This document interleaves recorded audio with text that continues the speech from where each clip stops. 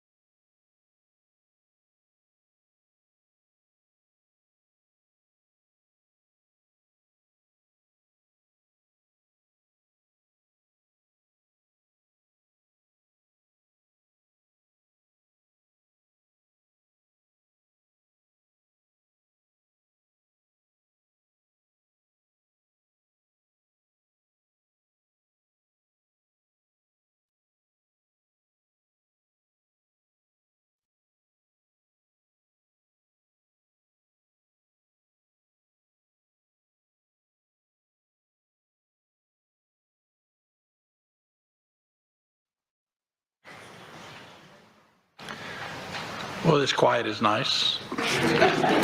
We're still waiting for the go ahead from everybody's out of the lobby. Thank you all for coming tonight.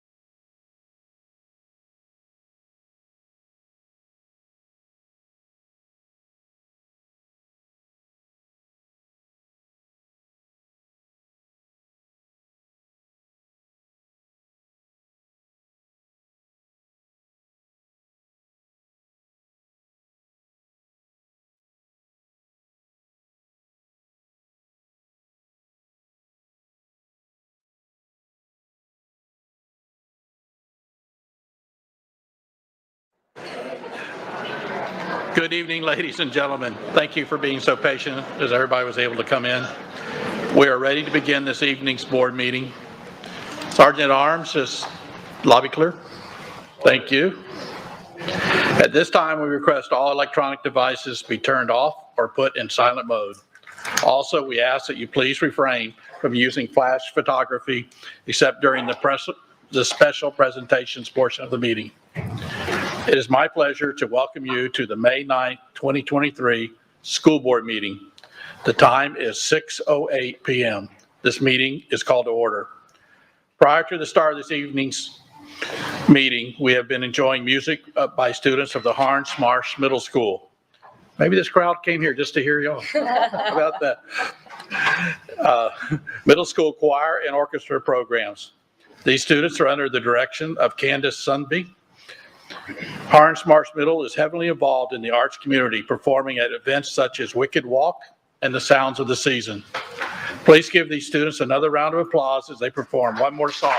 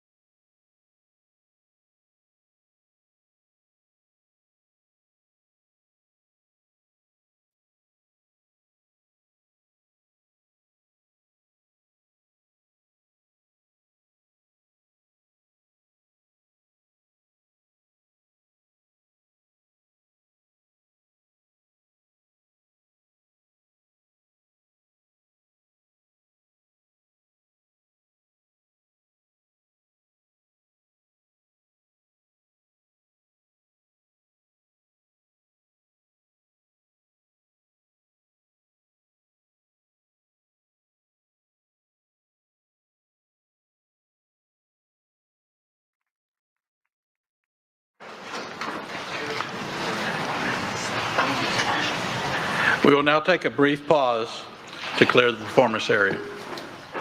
Or you.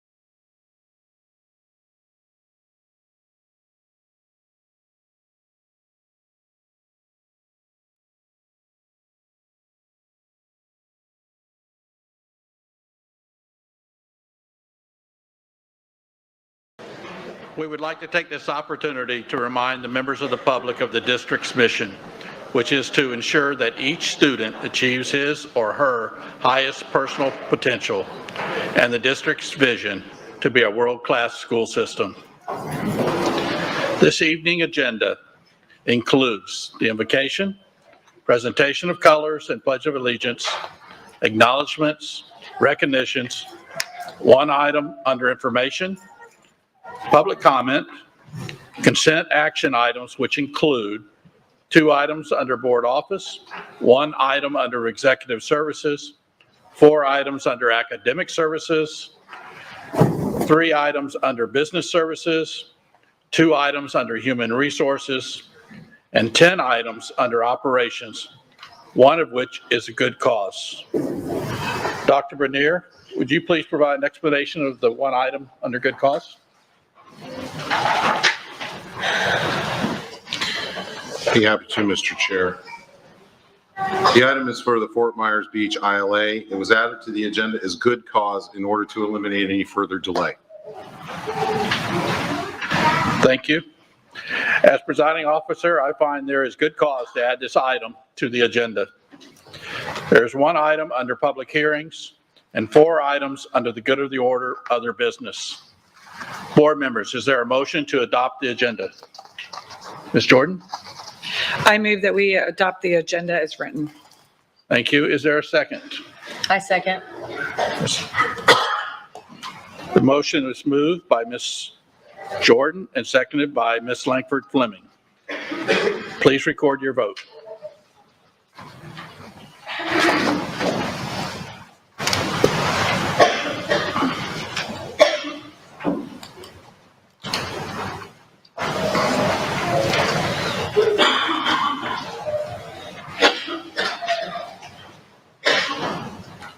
The motion carries 7-0.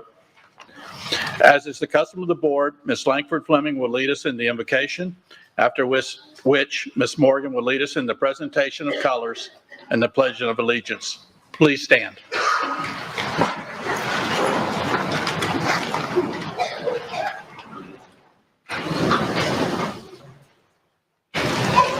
Please bow your heads. Heavenly Father, tonight I come to you asking for wisdom and your will to be done as we make decisions that impact the children, families, and staff of Lee County. And even in what seemed like an incredibly trying year, I am grateful to come out on the other end and thankful to be a part of a community where we come together for our children. I pray you continue to cover the students and staff of Lee County Schools with your blanket of safety. I pray for the students, Lee County Schools, to be taught what they need to become good, moral, productive citizens of our great country. I pray for God's wisdom to make the right decisions for all the administrators, teachers, and superintendent, and all board members. I pray for all of our non-instructional staff that's involved in the day-to-day process with our children. I am grateful for them. I pray for the safety of our SROs and our officers on school property. I pray for safety in all of the classrooms, in our hallways, in the lunchrooms, on the buses, out on the athletic fields, and every place our students and staff might be. Please watch over us all as we leave tonight. Keep us safe. Bless our entire county. Bless our beautiful state. And God bless this great country. Amen. Amen. Introducing the cadet who is presenting the national colors for our Pledge of Allegiance tonight is Sergeant First Class Baxter Pittman, Army instructor from Riverdale High School. Sergeant First Class Pittman served 22 years in the Army in numerous assignments and retired as the station commander for the Plant City Recruiting Center. This is Sergeant First Class Pittman's 6th year as a JROTC instructor in the district.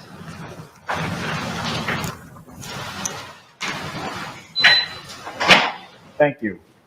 Presenting the national colors tonight is Cadet Captain Victoria Lockhart. Cadet Lockhart is a member of the National Honor Society, and she maintains a 3.6 weighted GPA.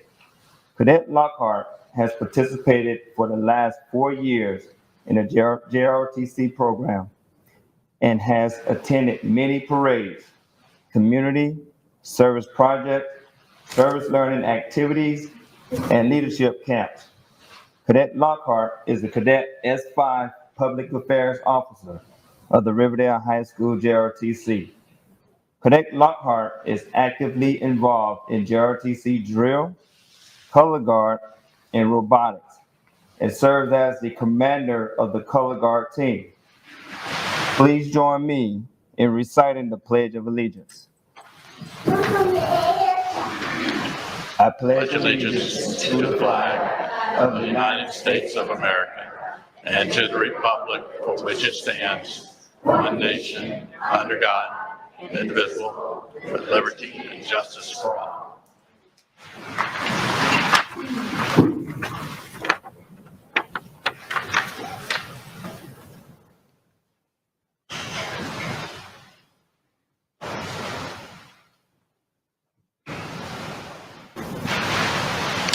Thank you. Please be seated.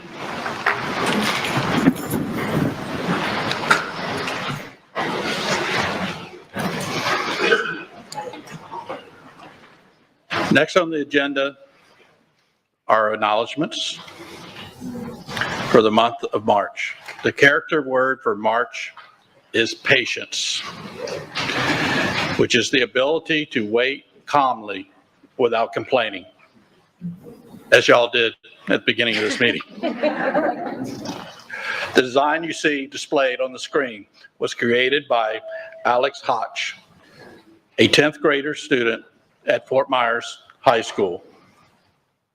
The School Board of Lee County acknowledges the following events for the month of May 2023. National Teacher Day was May 2nd, 2023. The National Day of Prayer was May 4th, 2023. National School Nurse Day is tomorrow, May 10th, 2023. National Missing Children's Day, May 25th, 2023. National Teacher Appreciation Week, May 8th through the 12th, 2023. National Military Appreciation Month is May.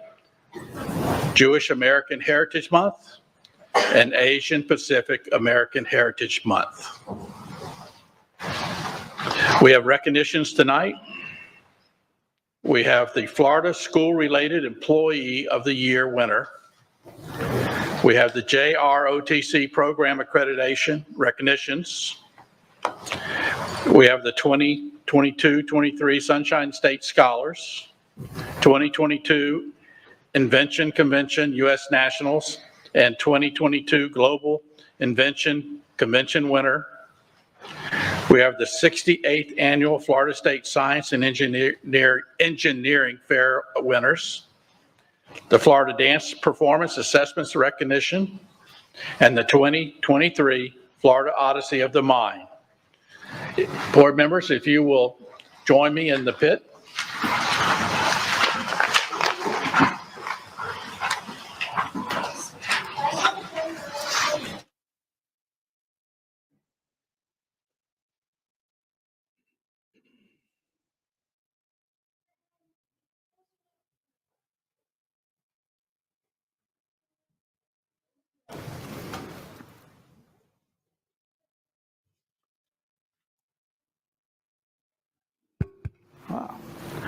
Joining me at the lectern tonight is Michelle Freeman, principal of Franklin Park Elementary, and Dr. Marcia Burr, executive director, elementary school development.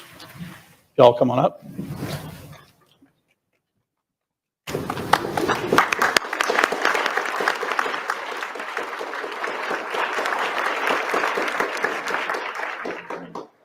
The Florida School-Related Employee of the Year program recognizes outstanding education support personnel for the significant contributions they make to their schools, district schools, systems. The program honors 1 state representative and 4 finalists. In accordance with the section 1012.215 Florida statutes, the Bureau provides coordination and technical assistance in the nomination, selection, and recognition process. The Florida School-Related Employee of the Year winner was announced during a surprise school visit on April 19, 2023. This Florida School-Related Employee of the Year winner is often seen walking with an upset student, providing breaks for overstimulated students, encouraging young men to be gentlemen, or hosting small group reading interventions with students that require a few more repetitions to meet their goals. He is also an advisor for the Young Gentlemen's Club.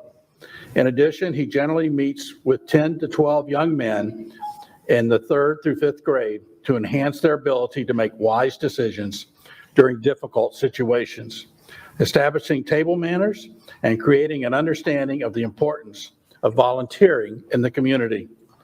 While conquering these tasks and supervising his team, he still continuously shares that he is living the dream.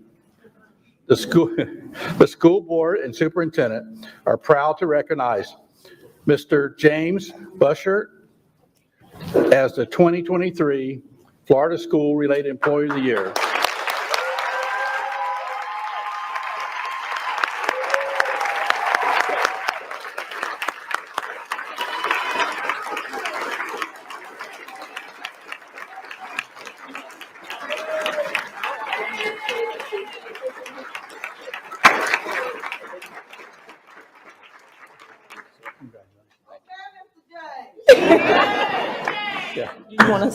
Yeah, go ahead.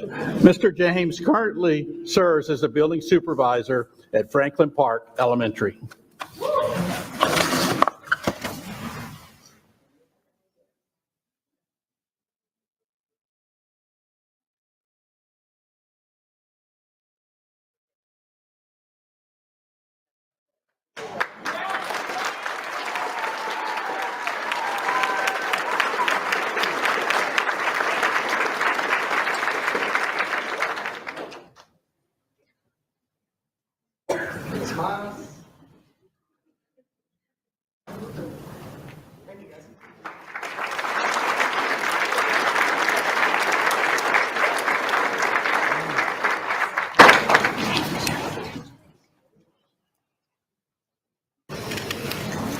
Okay. Congratulations, James. Joining me at the lectern tonight is JROTC Director of Army Instruction, Lieutenant Colonel Barnett. Maybe, oh, here it goes.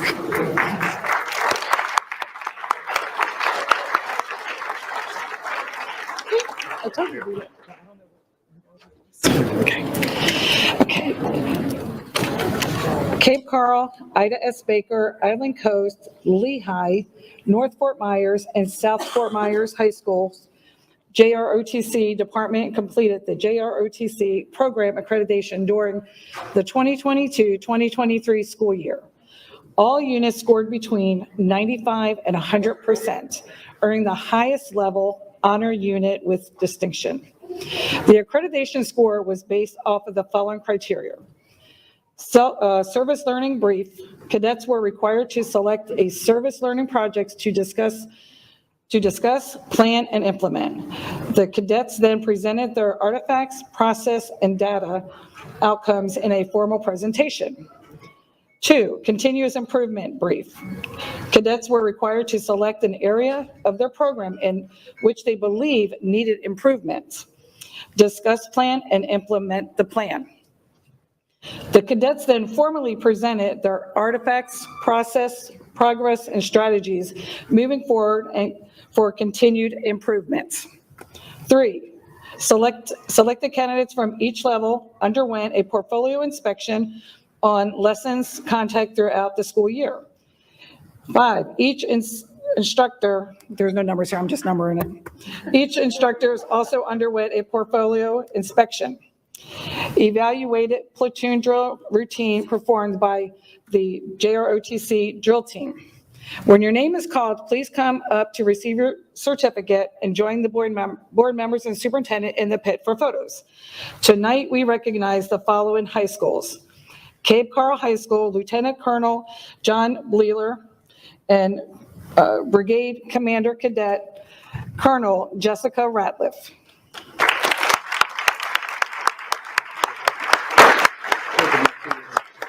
Oh, did I say the wrong name? Did I say the wrong name? No. Ida S. Baker High School. Major Greg Giese and Brigade Commander Cadet Colonel Alexa Williams.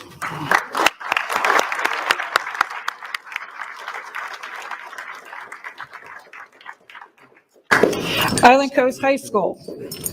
Lieutenant Colonel Mario Johnson and Battalion Commander Cadet Colonel Desmond Goodman.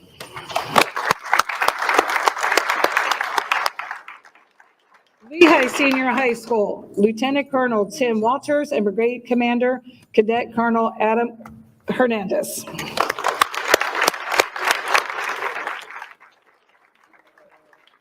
North Fort Myers High School, Sergeant Major Robert Hightower, Brigade Commander Cadet Colonel Ryan Ziegler.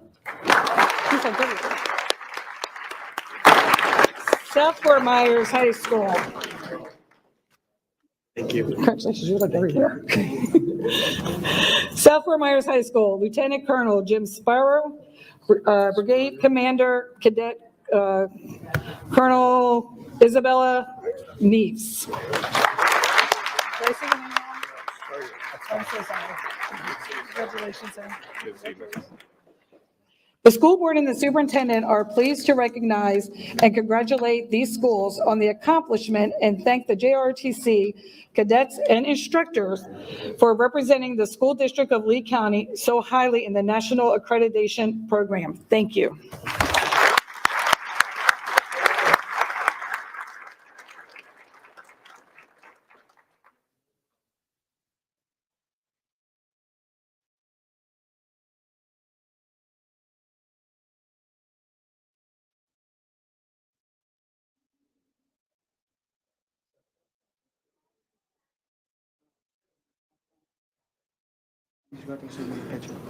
Hold on one second.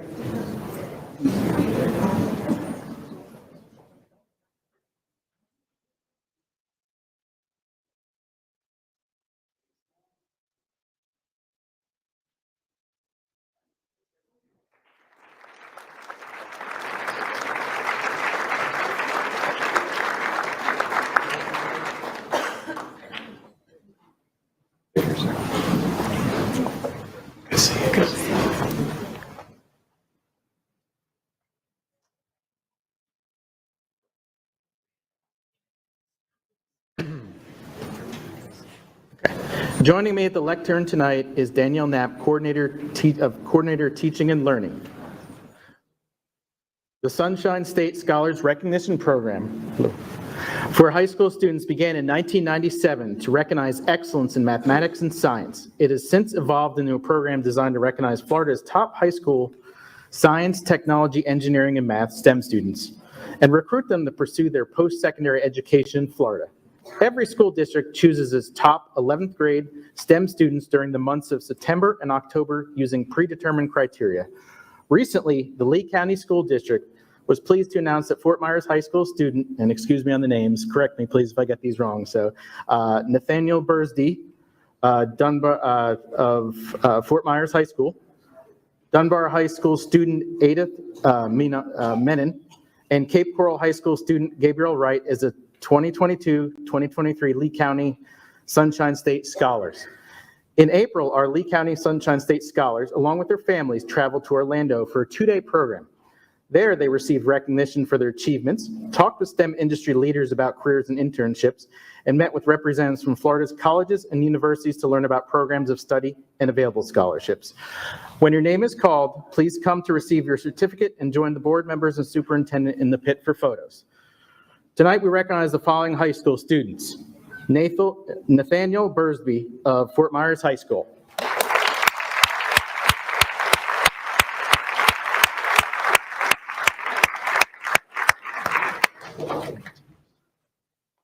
Congratulations, I get it right.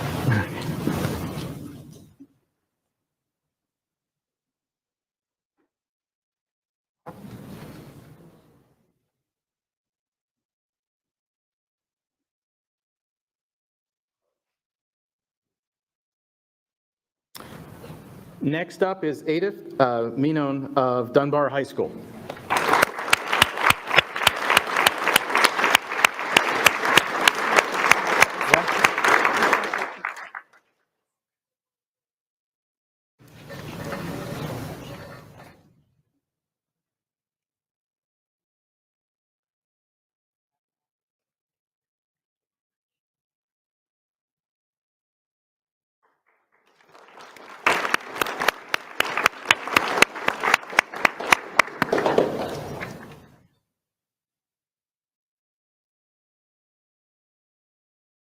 Next up is Gabriel Wright of Cape Coral High School.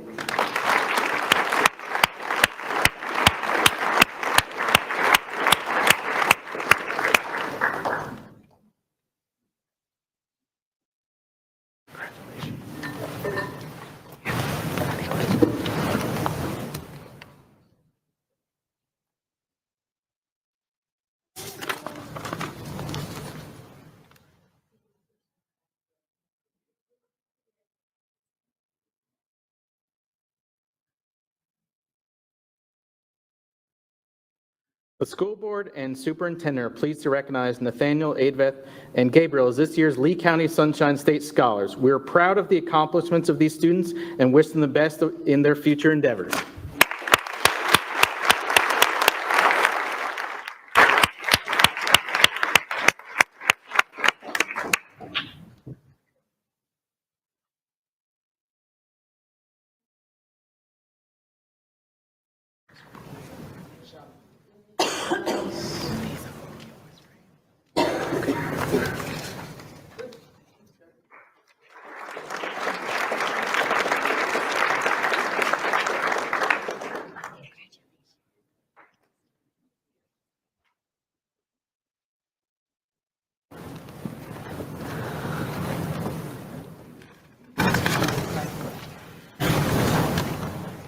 Joining me at the lectern tonight is Danielle Knapp, a coordinator of secondary science. You're there. Yeah, I'm still here. Southwest Florida students competed in the 2022 Thomas Alva Edison Regional Science and Inventors Fair, resulting in 25 finalists who were eligible to compete in the 2022 Invention Convention U.S. Nationals.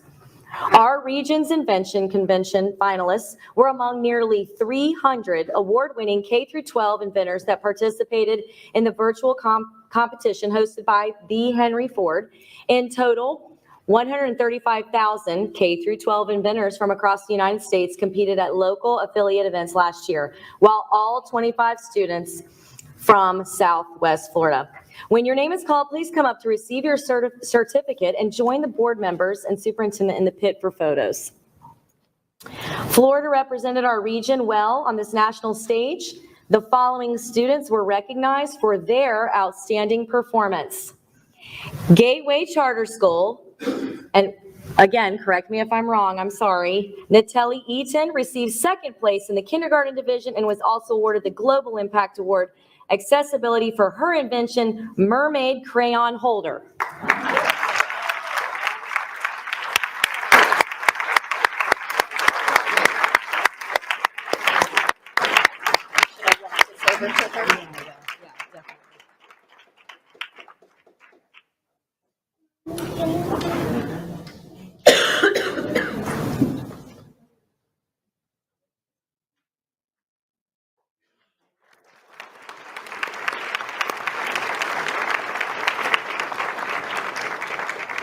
Dunbar High School, Nishini Fernando received first place in 8th grade division and was also awarded the Industry Innovation Award for their project, Energy Metamorphosis.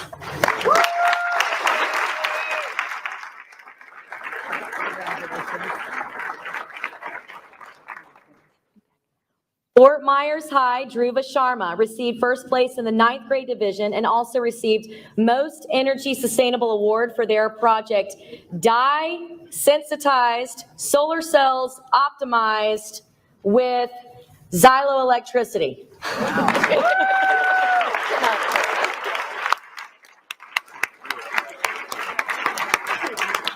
Wonderful job. Fort Myers High, Dhruv, I'm sorry if I said that wrong, placed first in the 11th grade division and received the Global Impact Award, Environmental and Society, for their project Vision Bound, bridging the gap between technology and preventable retinal diseases. And Nicholas were also invited to the Invention Convention Globals and won second place in their category.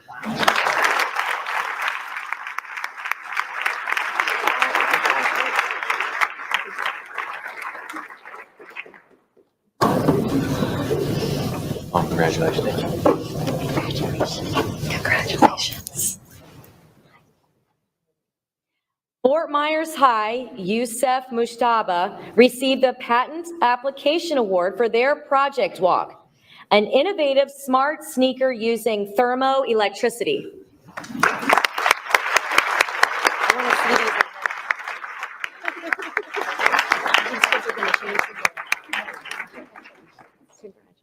Great job.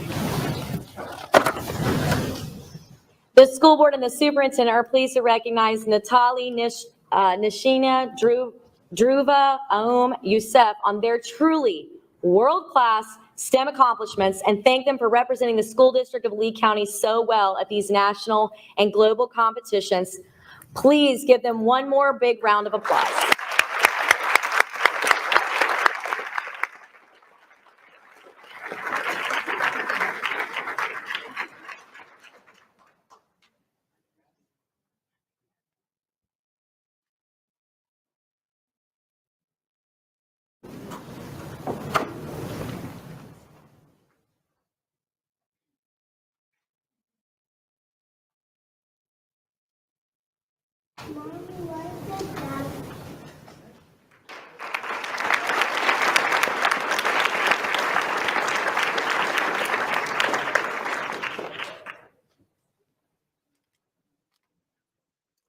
I will not call Danielle Knapp to the podium because she's maybe standing there permanently. Last one now.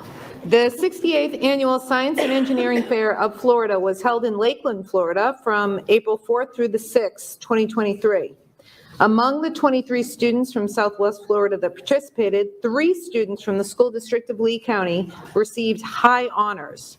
When your name is called, please come receive your certificate and join board members and superintendent in the pit for photos.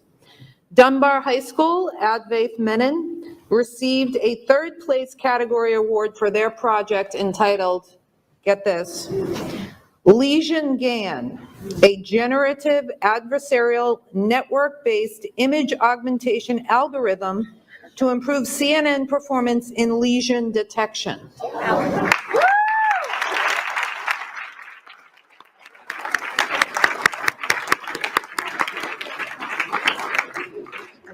I'm going to stay here, yes. Dunbar High School, again, Nashini Fernando received a 2nd place category award for a project entitled, get this, Phytochemical Analysis and Comprehensive Evaluation of Antimicrobial and Antioxidant Properties of 6 Native Plant Species, Innovations for Novel Drug Discovery.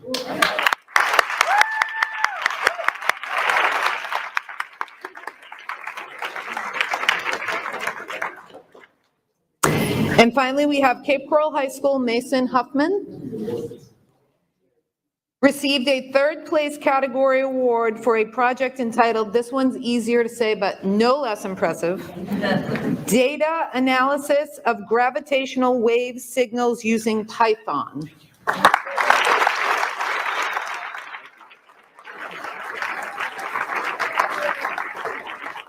Board members and superintendent are pleased to recognize and congratulate Advaith, Nashini, and Mason on their truly world-class STEM accomplishments and thank these students for representing the school district of Lee County so well at the state competition.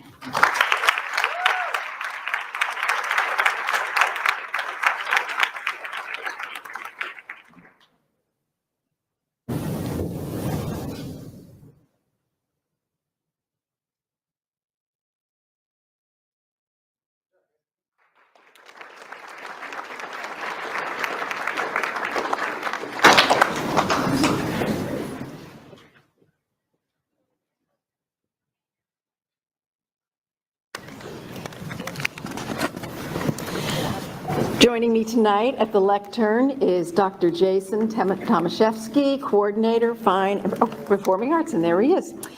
Each year, the Florida Dance Education Association holds its statewide dance performance assessment in Tampa. Florida Dance Performance Assessment is a standards-based evaluation of student performance that provides invaluable feedback to teachers and students. This past February, 45 of our outstanding dance students from Lee County Schools competed at this state-recognized event.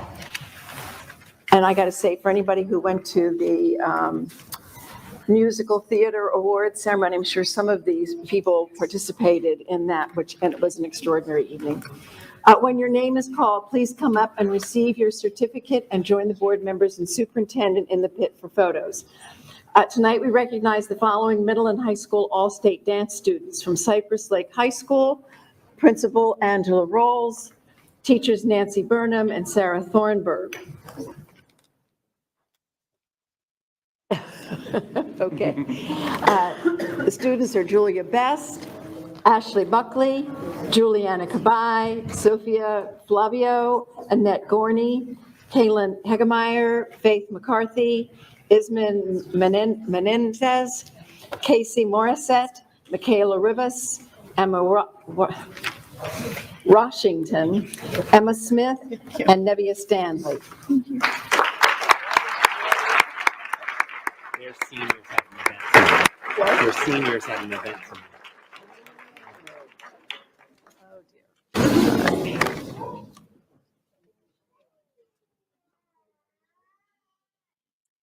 From Lehigh Senior High School, Principal Jackie Corey, teacher Lauren Gomez.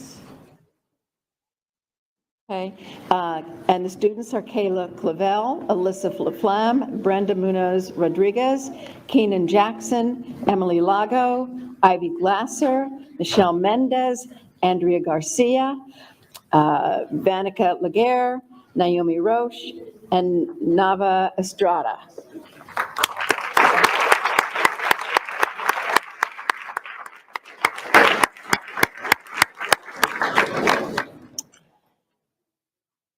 And finally, from North Fort Myers Academy for the Arts, Principal Andrea Guns, teacher Lori Maddle. The students are Yuli Ben Ovid, Riley Campbell, Kason Dobson, Ava Drury, Catherine Engel, Megan French, Marianne Fugger, Gabriella San Giovanni, Allison Skokik, Carrington Slaybaugh, Skylar Sosi, and Madison Walter.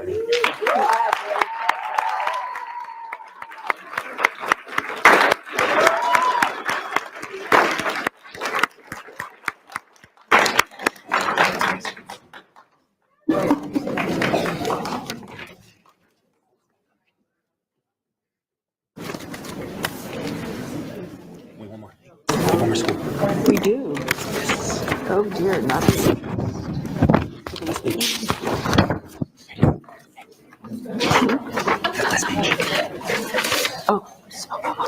And finally, Oak Hammock Middle School, Principal David Howdy Shell, teacher Faith Bosco, students Alexa Piera, Britton Piasecki, Olivia Shao, Avery Cowles, Amelia Puckett, Bryn Jackson, Jenna Mammon.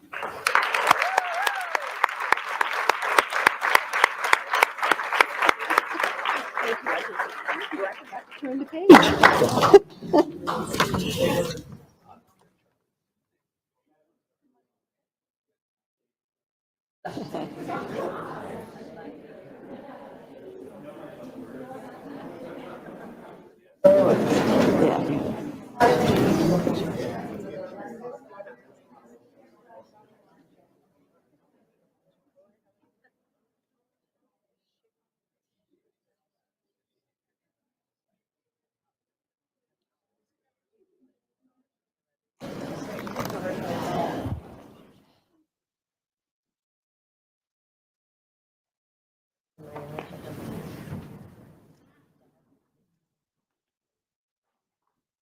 The school board and superintendent are pleased to recognize and extend congratulations to these talented students.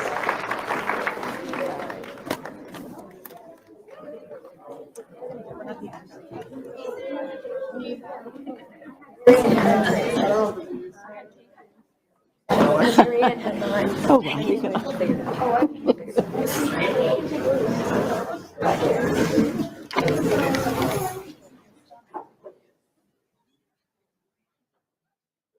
Awards night. Joining me at the lectern, oh, wrong one. Yeah, that's right one. Sorry. Linda Mayer, Executive Director of School Development and Middle School. Linda Mayer here? Oh, thank you. Odyssey of the Mind is an international educational program that provides creative problem-solving opportunities for students from kindergarten through college. Team members apply their creativity to solve problems that range from building mechanical devices to presenting their own interpretation of literary classes. Students develop problem-solving, critical thinking, teamwork, math, language arts, science, writing, engineering, and performing arts skills. They then bring their solutions to competition on the local, state, and world level. This year, the Florida State competition was held on April 8, 23 at the Orange County Convention Center in Orlando, Florida. 5 teams placed the competition and qualified for Odyssey of the Mind World Finals at Michigan State University, May 24th through May 27th. Team IMAG, which includes current and former students at Allen Park Elementary School, Team IMAG finished first in the most dramatic problem ever, Division IB.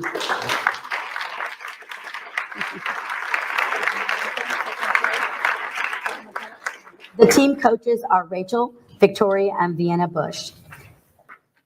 Team members are Carly Bush, Cami Varela, Reese Sims, Dahlia John Batiste, Grayson Price, and Emily Edwards. In the most dramatic problem ever, Division IB, Gateway Elementary placed second place. The team is led by coaches Deanna Martin and Tracy Heiner. Team members include Liliana Martin, Ethan Beach, Sophia Beach, Abigail Orr, Adelie Collar, and Charlotte Walsh, and Kurt DeChristopher. North Fort Myers Academy for the Arts placed in 2 different problems. In Pirates and the Treasure Division 2, they placed first. The team who also qualified for Worlds last year is coached by Marianne Hodges and Agni. Please? Okay. Sorry. Let her go. Okay. Okay. I don't know. I'm sorry. Team members include Macy Hodges, Isaiah Diaz, Elizabeth Clements, Aiden Boer, Lainey Boer, and Julia Humble. In where the Structure Division 2, they placed third place. The team is coached by Janisha and Corey Cotherman. Team members include Maya Cotherman, Raina Cotherman, and Chloe Deeds, Bruno Bravo, and David Spencer. Mirror Lakes Elementary placed third in the classics. The Wall of Troy Division 1. The team is coached by Linda Calajul, Kelly Collins, and Francis Figueroa. Team members include Bradea Ganarski, Samar Lubin, Estefana Navarro, Xavier Achilles, Kate Rahus, Kennedy Stratton, and Preston Towns. This is the second year in a row Mirror Lakes Elementary has qualified for World's Finals.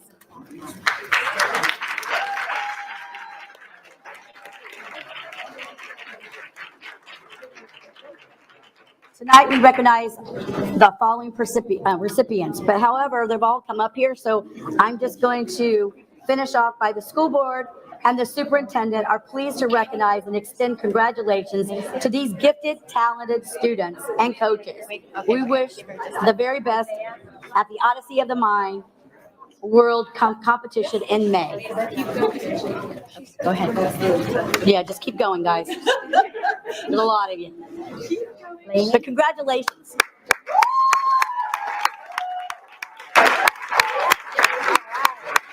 We're just coaches. These are just for the kids, right? Yeah. Maya? Maya? Raina? Thank you. Chloe?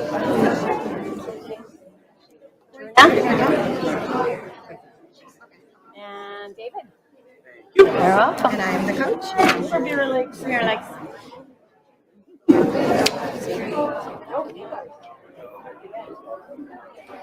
Okay. Kiddos? No? Kiddos. Do you want to pass them on? Yes. Okay, he's doing it. Brianna. It's here.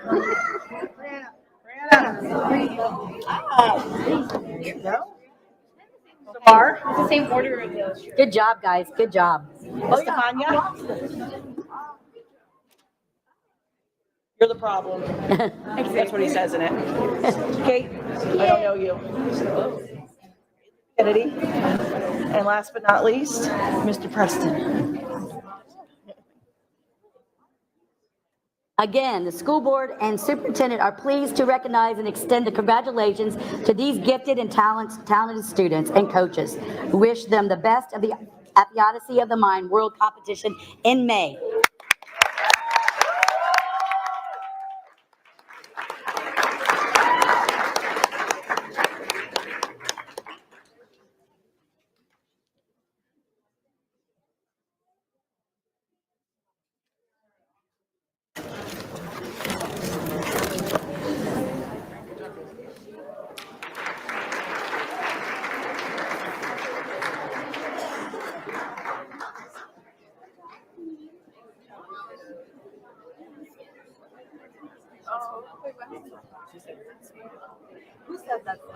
The girl who,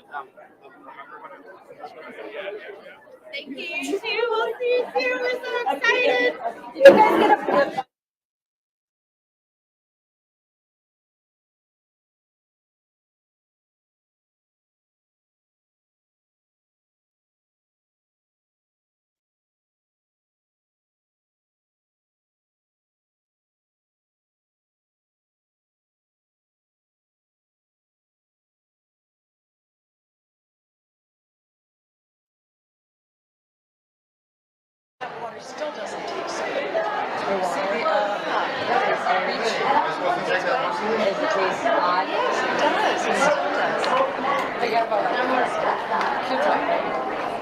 I'd rather drink coffee.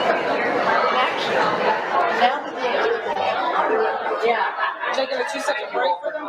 You're welcome. Thank you.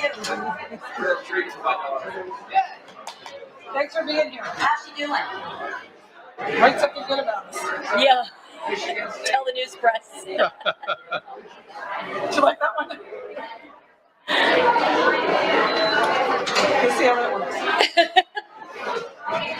Turn your mic on. We will break just a moment while everybody makes their way out.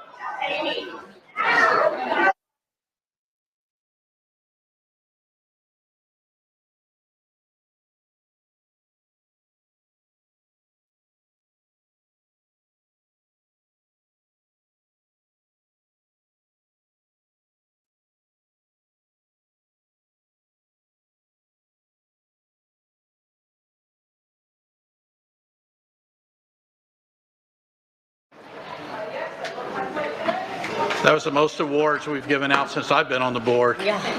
That's great.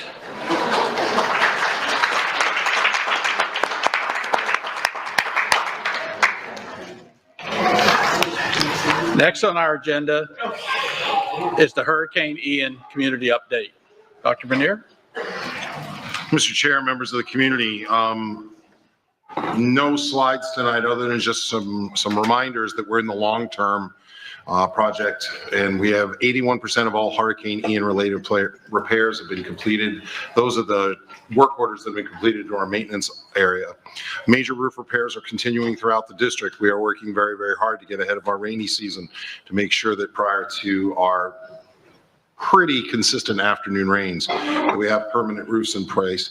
Roofing repairs have been completed on 2 of the highly impacted schools, both Success Academy and North Fort Myers High School.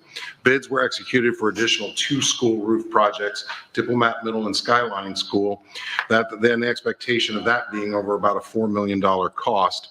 Work is expected to begin following board approval on May 23rd.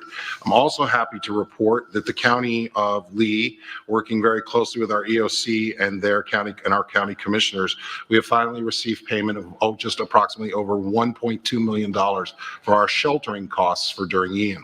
So I'm very proud of the team and our partnership with our community and our county leaders for providing us that opportunity to pay our costs regarding opening and housing this community during the crisis. As we think about long-term projects, I think it's important to say that we are also looking at mitigative opportunities, meaning we're trying to improve some of our existing roof systems so the community understands that. We could go back and just put shingles back on particular roofs, but we noticed during the hurricane and its aftermath that utilizing metal roofing, such as standing seam roofing, is much better and will help us with our insurance costs. So we are ensuring in those particular cases that we are going to be utilizing those standing seam roofs in order to prevent some damage as if or when another hurricane would come ashore. Major trade work such as new flooring, ceiling tiles, and new cabinetry are continuing to be installed throughout the district. And I'm hoping in our next board meeting in the end of May, we'll be able to get you some pictures of maybe some before and afters of some of the projects. We're not nearly as complete as we'd like to be, but we're hopeful before the school year opens that all of our major repairs would be complete. Mr. Chair. Thank you for the update. The next item on the agenda is public comment. Mr. DePay Bruno, please address the item of public comment, please. Thank you, Mr. Chairman, and good evening. The school board policy provides the opportunity at this point in the meeting to address the board concerning any matter on this meeting's agenda or any other matter relevant to the operation of the school district. Please complete a public comment card and put it in the basket provided. If you need a public comment card, they are provided by our staff. The rules concerning public comment are posted in the back and will be made from the podium in the front center aisle. Please be advised that the board will not respond during public comment to remarks made by speakers. Concerns will be addressed by the superintendent or his staff as necessary, and the chair may comment as deemed appropriate at the conclusion of public comment. The purpose of public comment is to provide feedback on district issues such as duties, responsibilities, decisions, and the general operation of the school district. The school board is viewpoint neutral during public comment. We ask that you keep decorum, be respectful, and that respect be shown, which is what is expected when a government agency conducts official business. Therefore, abusive language such as cursing, insults, derogatory language levied against an individual or a class or group of people are prohibited. Further, personal attacks such as name-calling are prohibited. In addition, clapping, hissing, and booing or a display of temper during public comment is prohibited. Speakers who fail to follow proper decorum in the chambers will be ruled out of order by the board chair or the parliamentarian. Any speaker continuing with such remarks will be required to relinquish the microphone per Board Policy 1.11 and may be removed from the chambers by the Sergeant at Arms. Per Board Policy 1.11, the time per speaker is 3 minutes if there are 20, 2 minutes if there are 30, and 1 minute if there are 31 speakers or more. The maximum time allotted for public comment is 1 hour, 60 speakers. You will find a countdown on the big screen in the front of the room. Once your time has elapsed, the microphone will automatically shut off. Please state your name when you approach the microphone. I will call your names 5 speakers at a time, and please follow the staff's direction when lining up. If you are making a comment on the Guardian policy, there is a special section on this meeting's agenda for the Guardian policy that will be during public hearing. Thus, we would ask that you hold those comments until that time. At this time, Mr. Speaker, there are 13 individuals who would like to speak. At least 2 or 3 are for the Guardian program. The time per speaker is 3 minutes. Thank you. Please make sure you've completed a public comment card if you intend to provide public comment. The card is our public record identifying those who speak and giving us information for follow-up, for the staff to follow up. Is there anyone in the audience who wishes to address the board but did not fill out a comment card? Seeing none, turning, oops, sorry. And possibly 2.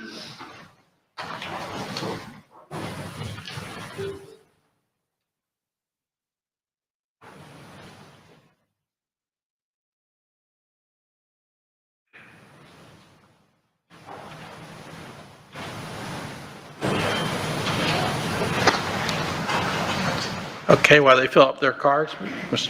DePay Bruno, if you'd like to proceed.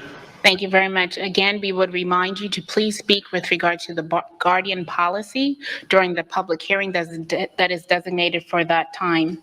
Will the following individuals please line up? Tiffany Tyson, Sharon McGill, Jenny Tardif Paradiso, Robert Daniels, John Koss.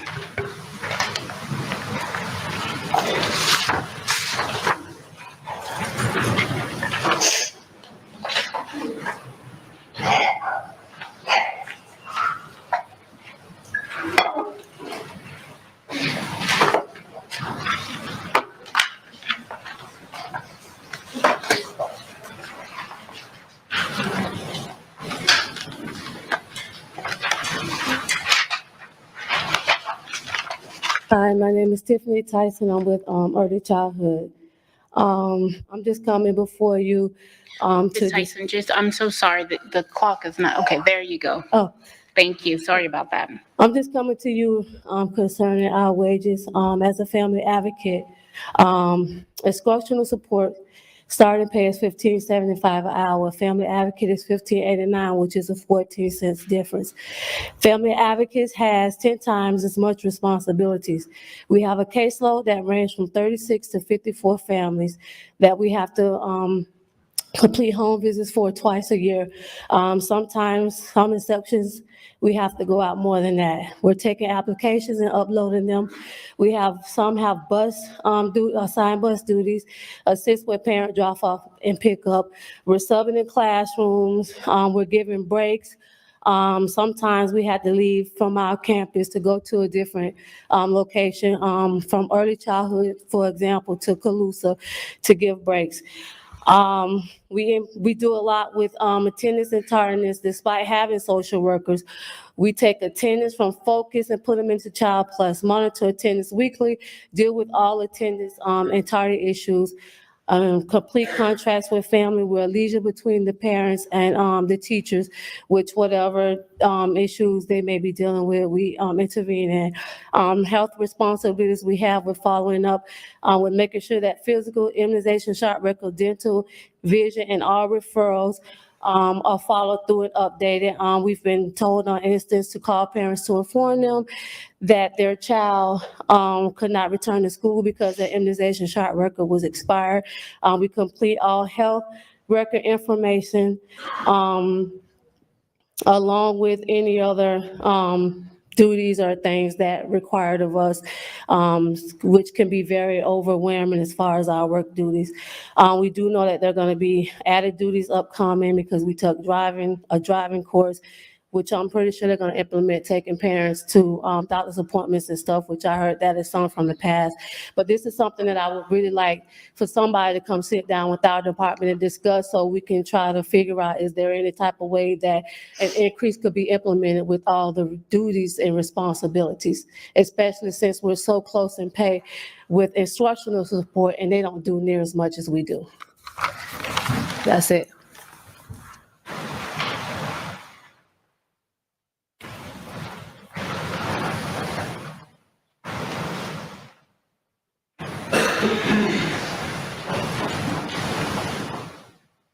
Sharon McGill. Good evening, everyone.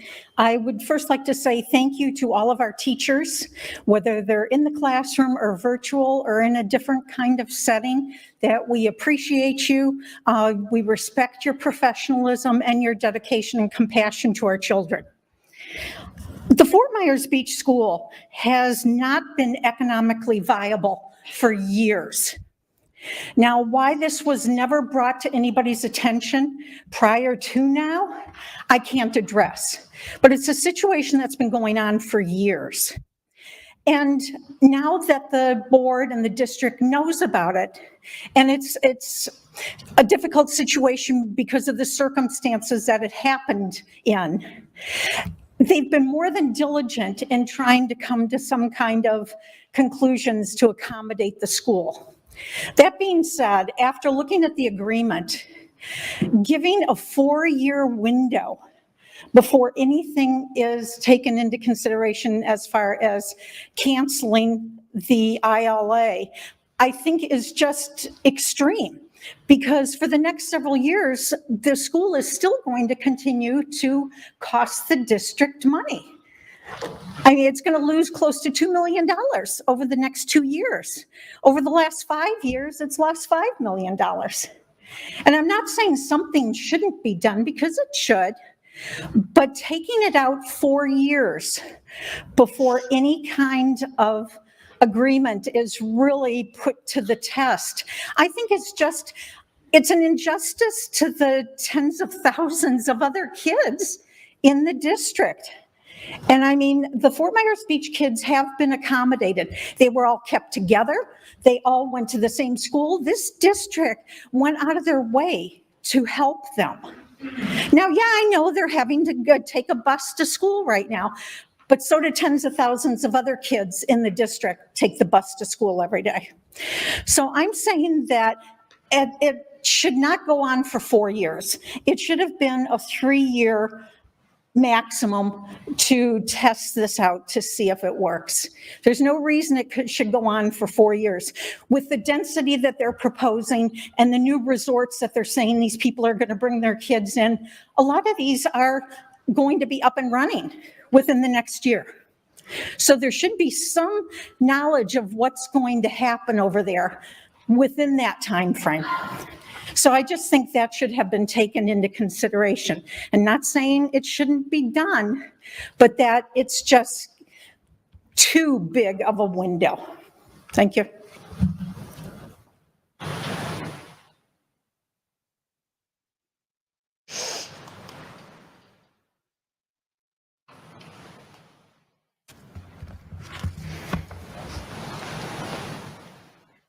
Robert Daniels.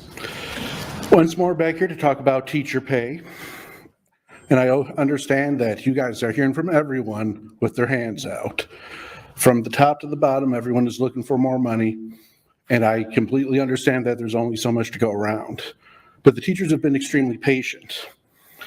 We were patient the year Irma came through, and the board then said, not this year, maybe next year, we've had extra expenses. We were patient when the new teachers got a 20% increase coming from the state level. And the, veteran, tried, true, experienced teachers either received no raise and like, or in my case and a number of others, took a pay cut as the grant programs that we were getting money from were eliminated. We were patient through COVID and the nightmare the teachers were put through, virtual and regular school otherwise, with that experience. And I don't need to remind you of how many teachers chose to retire rather than endure that nonsense. The ones who are not so patient are the bill collectors in the county. The price of housing is up 73% for purchasing housing in the last 5 years. Rent, 33% in the last 5 years. Electric, 19%. Water, 8%. Car insurance in the county, a blanket 33%.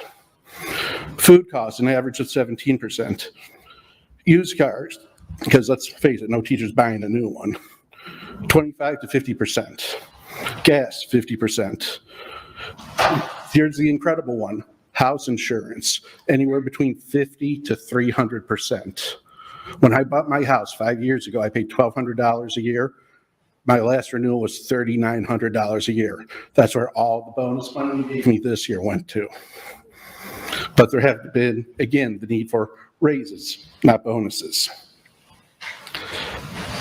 And the results speak for themselves. Even with our recruitment fair that we just had, it was applauded as being very successful. When I looked on PeopleSoft today, oh man, was there still a lot of positions open? May have been more open after than before with those anticipated openings for next year. And when I look in the news, I see that now the state is looking at trying to force another teacher pay raise. That means that at that point, if it goes to the state, you'll be competing with every other district for teachers that you could be ahead of the ball on, offering them more money to get them to relocate here. It's considered common practice with the banking industry that anyone should be making, shouldn't spend more than 33% of their income on housing. Well, for the average price of housing, your teachers would have to be bringing home $4,500 after taxes for that. Thank you. Will the following individuals please line up? Jim Atterholt, Patrick Vaness, Andrea Ciervo Canizares, Sebastian Canizares.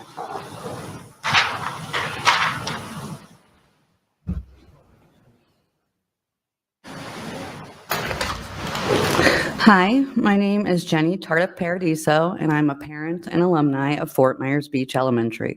I'm also a member of the ad hoc committee. I'm here to talk to you today about why we need you to open up our school. The school is a piece of history, as I've said before. It was built in the 40s, survived Ghana in the 60s, helped launch kindergarten in the 70s, became a marine science center in the 90s, and now with your blessing, it will hopefully be transformed once more. By voting yes, you'd be giving this time-honored institution one more chance. One more chance to say, I survived Ian. I'm very thankful for the lovely group of individuals who had the foresight to put our school on the National Register for Historic Places. We all know, had that not been done, none of us would be here right now. Which brings me to why I'm really here. As a parent of a beach school student, I'm here to make sure she gets to finish out her next 2 years. As an alumnus, I want to do my part to protect the school for future generations. And when Marina, my daughter, graduates Fort Myers Beach Elementary, we will still be here, helping the school. And the beautiful thing is that we won't be doing it alone. We'll be working with the school, the town council, community members, businesses, large and small, not to mention the numerous nonprofit organizations on our island.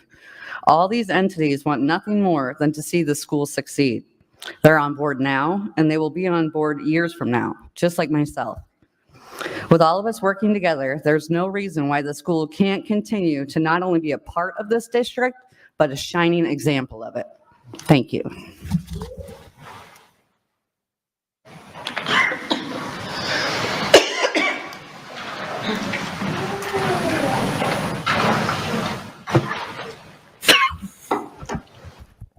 Hi, my name is John Koss. I'm a Fort Myers Beach parent, business owner, resident. September 28th is a day that was an end to a lot of things on our island. Hopefully not permanent end, a temporary end. We lost our homes, our businesses, our possessions. Some of my fellow residents, unfortunately, lost their lives. I can't explain to you the turmoil that's caused our life, that we are getting through. You have an ILA in front of you right now. That ILA came from a lot of hard work from your staff and from our people.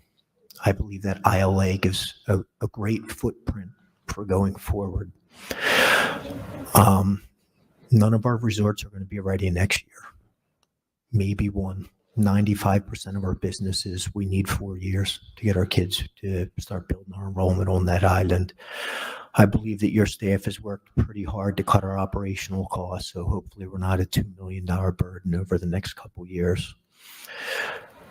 You supporting that ILA and giving us a path forward is our real beginning. It's the start of us bringing our community back. A community cannot exist without a school. We've worked hard. I'm pleading with you. Please support the ILA and give our community a chance to get started, to really start recovering from this. I brought my son up here with me. His name is JC. He doesn't want to speak, but these are the kids that you're giving a real shot to, and we appreciate this. This isn't an end, it's a beginning. Our community has a lot of hard work in front of us. I'll remind you guys that Sanibel was in our same position 25 or 30 years ago. They had 50 kids. They were about to lose their school. They now had almost 200 kids before this storm. You're going to see the same thing happen on Fort Myers Beach. Thank you very much. Have a blessed day.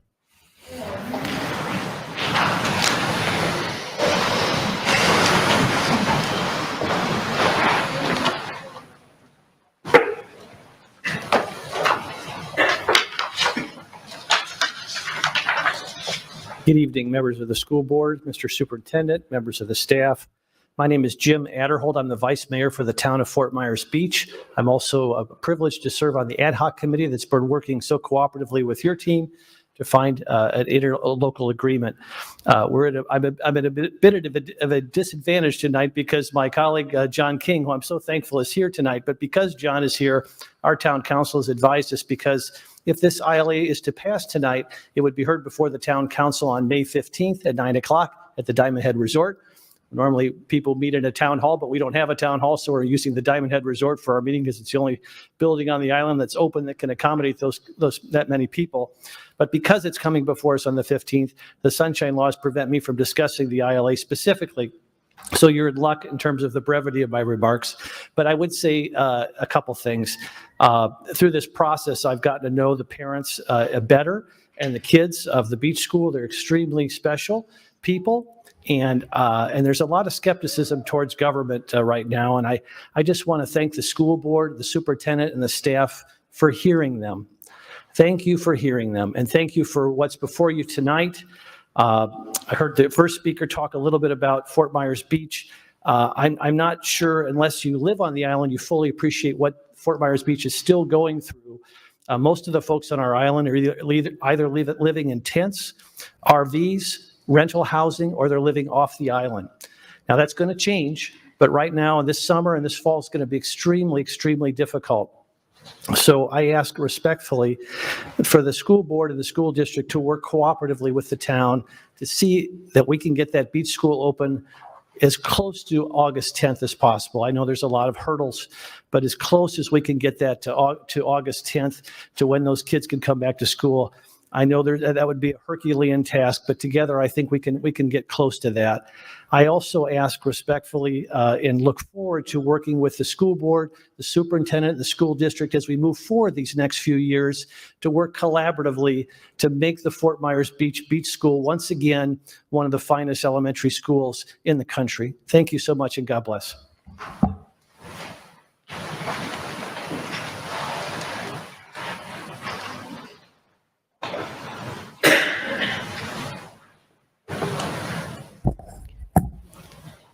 Good evening. My name is Patrick Vanass.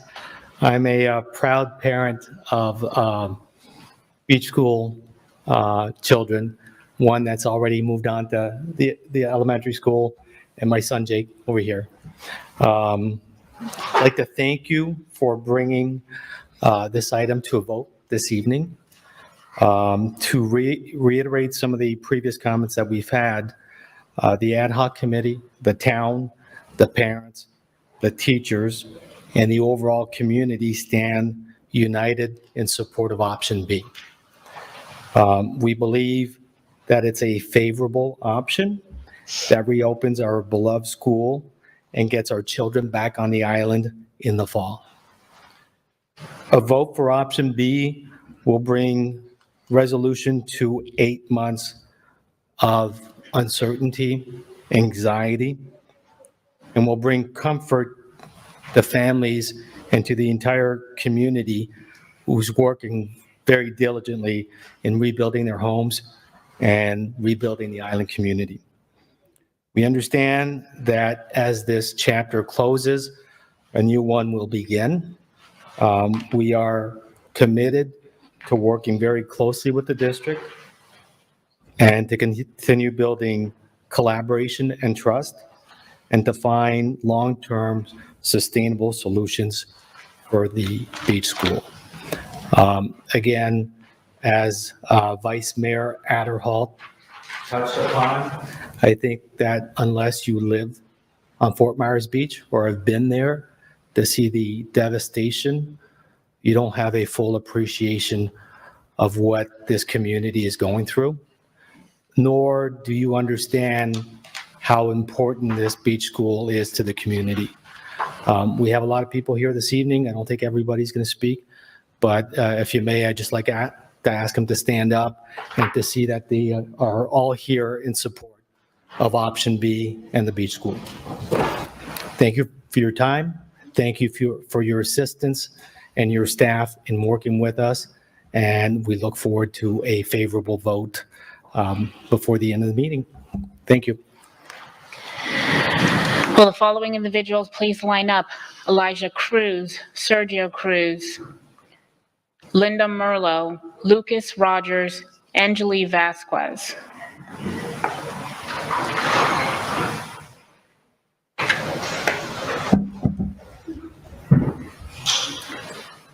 Good evening. My name is Andrea Canizares, and I am a resident of Verdana Village in Estero, Florida, off Corkscrew Road.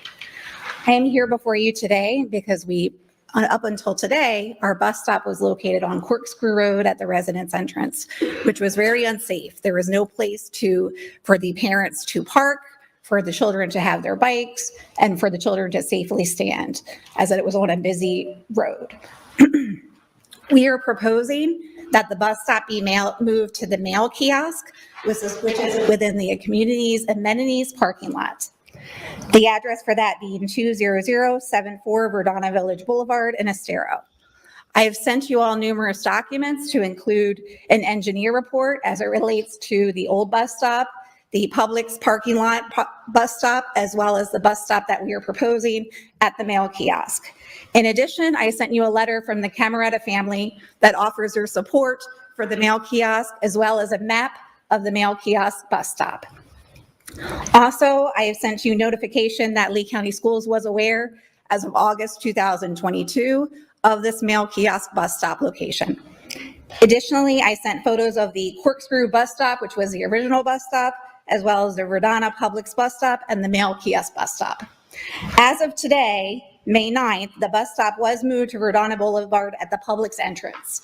And while this is a Band-Aid, it is not a permanent solution and has its own issues. There is Publix traffic that will be coming once the Publix is complete. There is construction traffic while it's being built. There is no safe place for the children to park or for the parents to park. The children are standing in a grassy area that's not covered. There's no area for their bikes. The mail kiosk offers safe parking. It offers an area for their bikes. It offers a safe area for the children to wait. We are a community of 2,400 homes that will be built, and construction is booming. When the new school year begins, I anticipate even more families being at the bus stop and going to the Lee County School District.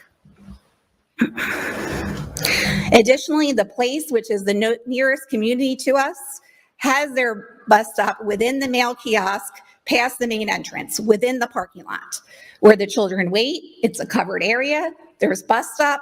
There's an area for their bike racks where they can be safe, and there's a safe area for parents to park. Additionally, Stony Brook, the Bellaterra, the Preserve, all have sites within their community, and we are asking for the bus stop to be moved at the mail kiosk. I do have the copy of the engineer report that I'm asking to be part of the record. May I approach?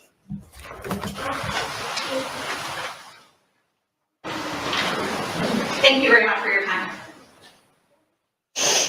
Next speaker, please.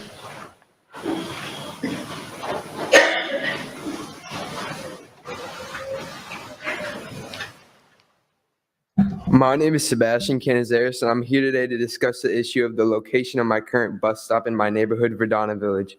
The bus stop up until today was on the side of Corkscrew Road, offering no lighting, along with various other hazards. I have personally witnessed a car accident at the border of our neighborhood less than 500 feet from where my current bus stop is, and while the school district has decided to change it to outside of our neighborhood's main entry, this is extremely problematic, as in the same vicinity as the bus stop, there stands an entrance to the Publix Plaza currently being built. The increased traffic flow due to reasons presented above and the parked cars alongside the road due to a lack of parking in the vicinity of the bus stop will pose a great risk to both students and parents. Instead, I wish to propose that we move the bus stop to the mail kiosk. This would provide ample parking space, allow for a vast amount of lighting in the area, and reduce the risk for both the parent and the student, ensuring all are safe.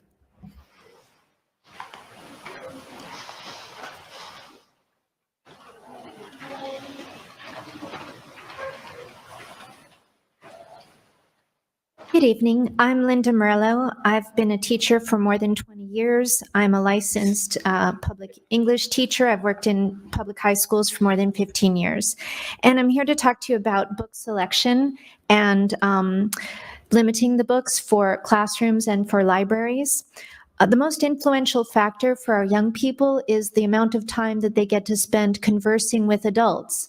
And that's why dinner time without electronic screens is so important. And that's why our after-school programs are so important. And our coaches and mentors are so important to the kids. And if we talk to them about books as being such a danger, not only does it seem archaic as all the forms of media that are influencing them and who they are as people, but it also presents us as out of touch and fragile.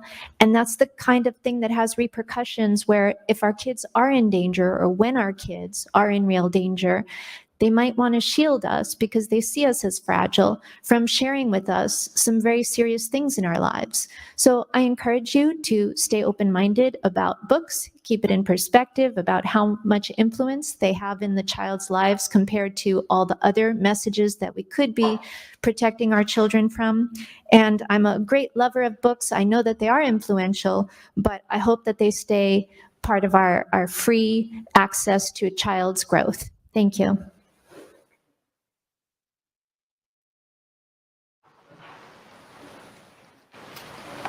Next speaker, please.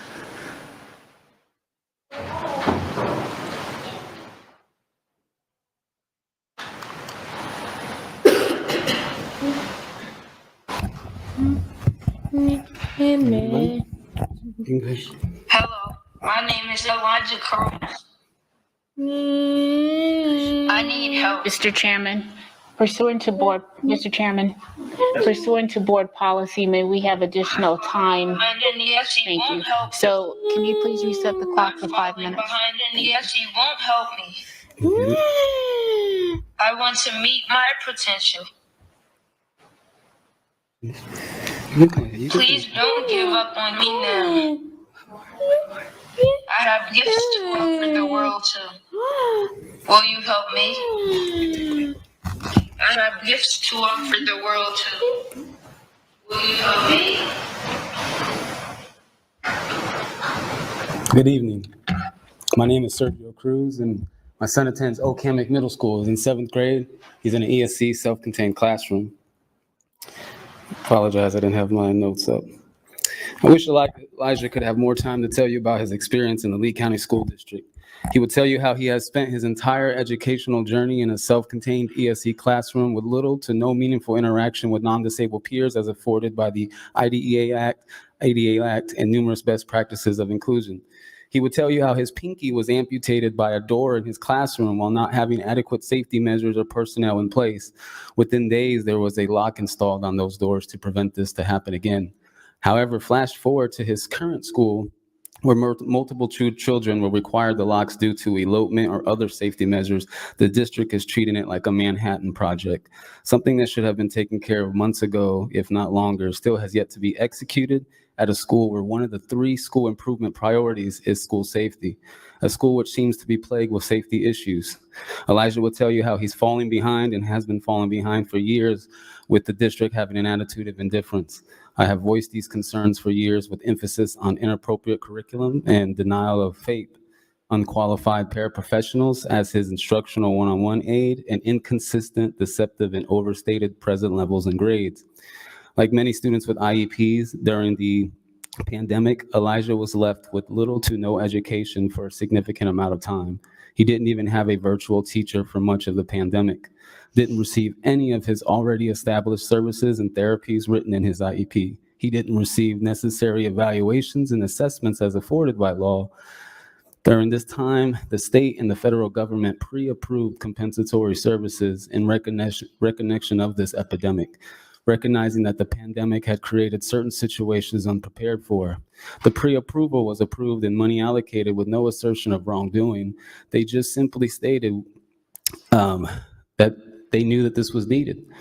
When we tried to access these funds, we were side-roaded, deceived, and ultimately denied access. These services could have went towards much-needed services, therapies, and innovative assistive technology resources. We have continued to ask the district to be more proactive and less reactive. There was no district-wide program involving students with disabilities. The district and even my son's school boast of the prestigious programs like AVID, Microsoft, Automotive, etc., yet nothing for students like Elijah. There was no mention of any ESC programs on my son's school open house program. It's evident for any who actually look at the district, evidence that the district needs help with their ESC department. The department directors and administrators are misleading, they're misinformed, and they're disingenuous. They are indoctrinated with verbiage like typical, which is odd in a sense with dealing with students with individual and unique needs. It's a status quo approach or they indoctrinated with verbiage like typical in reference to accommodations and services offered. It's a status quo approach that is verified for anyone that has attended a district IEP meeting, where the drop-down boxes are often pre-filled with often used services. This is a form that's supposed to be created on the spot with the IEP team.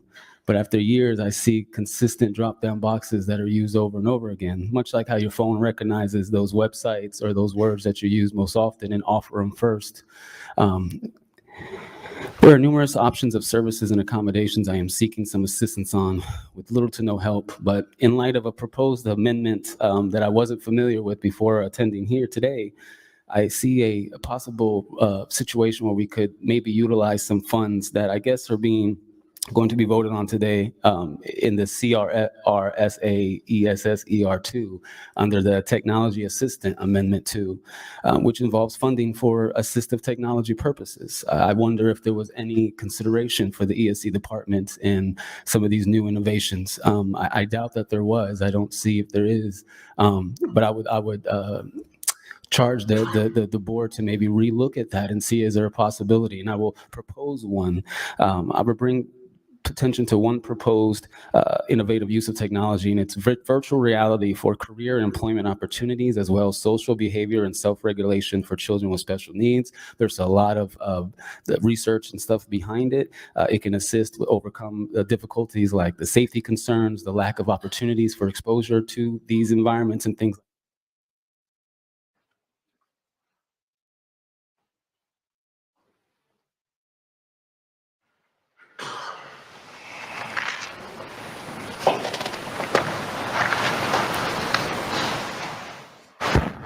Hello. I came here today to talk about the increasing restriction of books. And I think that it's not something that should be actively increasing, because books are something that are a part of daily life, and they should be. It's not something that should be alienated or banned, and the definition of ban is to, restrict something, and that's exactly what's happening. I mean, obviously, you can't read everything. I mean, you don't see Talbot running around with Stephen King, but, Excuse me, Chair, can you please ask the young man to say his name? Yes, I was waiting for a pause. Would you mind stating your name? Oh, yeah. Full name? Yes, please. Lucas Rogers. Thank you. All right.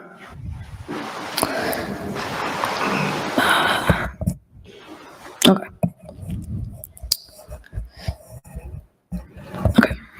So it's a part of daily life, and it always has been. And seeing that decrease is not something that I would enjoy to see in my lifetime. Just keeping books available for other children is something that is a cause that is very dear to me. So it's pretty much all I want to say. Thank you.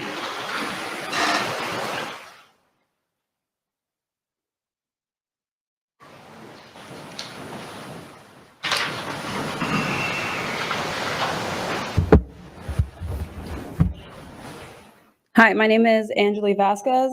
I'm a resident of Cape Coral. I'm a mother to a 10-year-old fifth grader.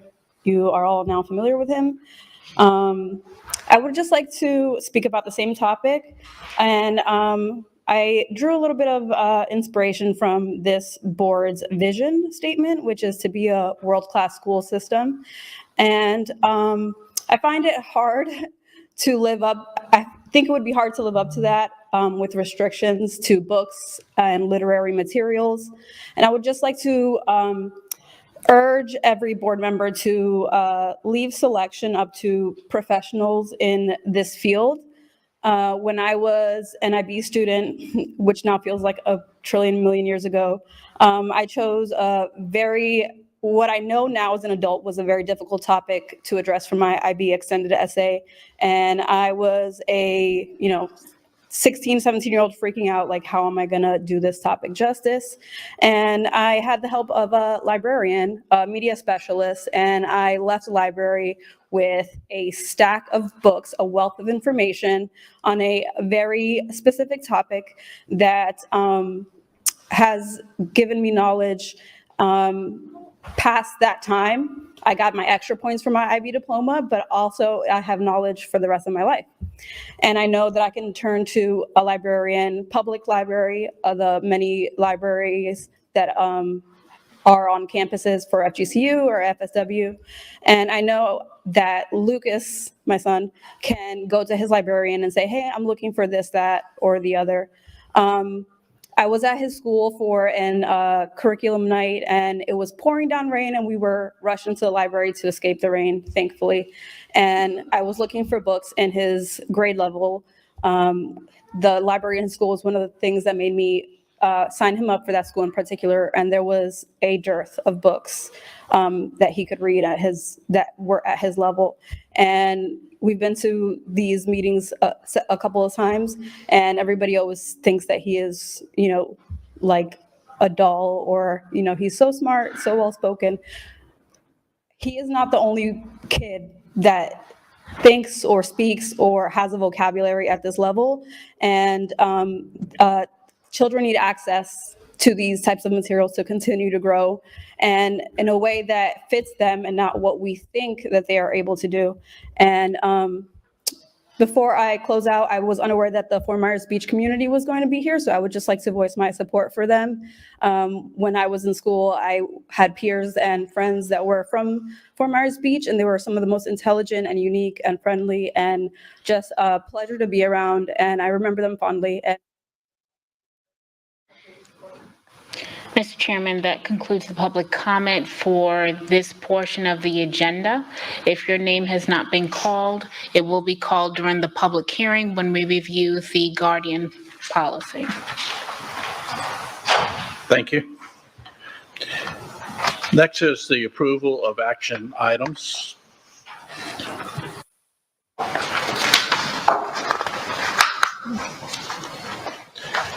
The documentation for action items listed under consent is made available to board members 7 business days prior to the board meeting.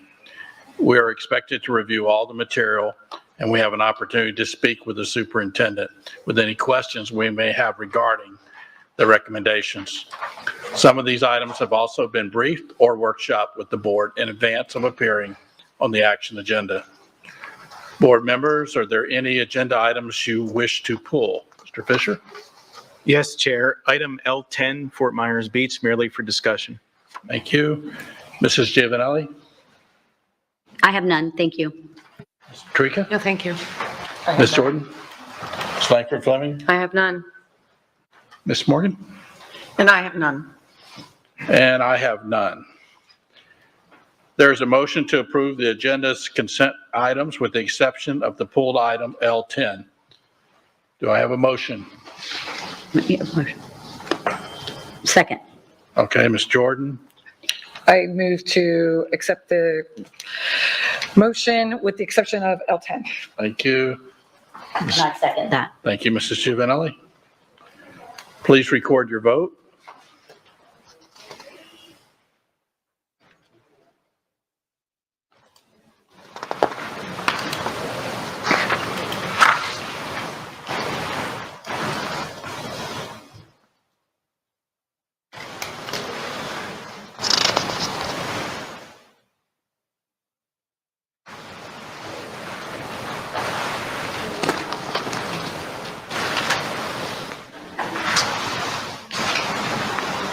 Ms. Morgan, did you? I did vote. Okay.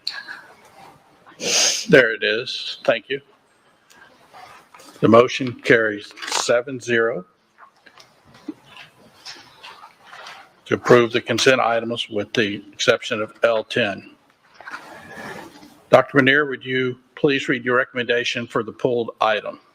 Mr. Chair, members of the board, public, L10 is for the approval for the superintendent to provide total project cost information for the restoration of Fort Myers Beach Elementary School and the interlocal agreement with the town of Fort Myers Beach.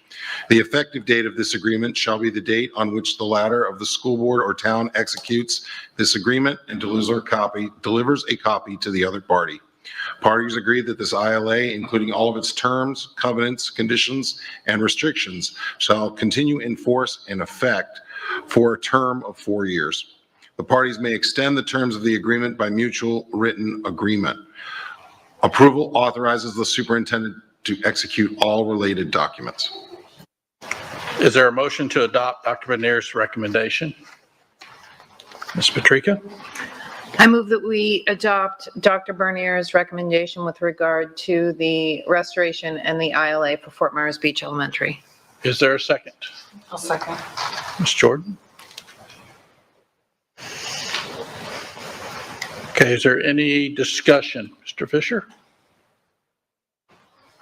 Thank you, Chair. I appreciate it. So I just wanted to pull this item for discussion merely as I felt it's one, I know we've talked about a lot, but one of big importance. I didn't feel that it should be something just a consent item. I support a school in Fort Myers Beach, and I support reopening that all speed in fall. I do have some concerns about it, and I've talked through with the superintendent on this. I want to make sure, again, that we're making the best decision for the district. We as a district dropped the ball on Fort Myers Beach before the hurricane, and I want to make sure we keep an eye on it. I want to make sure that we're able to get enrollment up to a good spot. I have my concerns, but I'm putting the faith in the people of Fort Myers Beach of having the enrollment go up. I truly do hope that happens. I have a question for the superintendent, Chair, if I may ask through you. Yes.